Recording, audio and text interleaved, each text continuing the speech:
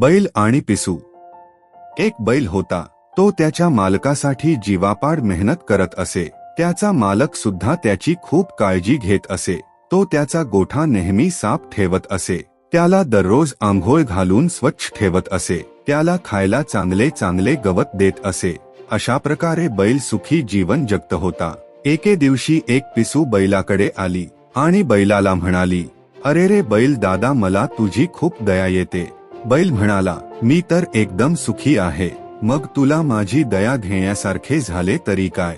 पिसू म्हणाली, "अरे, तू एवढा मोठा आणि अगदी धष्टपुष्ट प्राणी आहेस, तर मग माणसासाठी एवढी मेहनत कशाला करतोस?"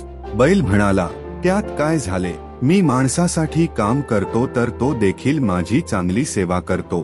पिसू म्हणाली, "तू अगदी बावळट आहेस. अरे माझ्याकडे पहा, मी तुझ्यापेक्षा आकाराने कितीतरी लहान कीटक आहे.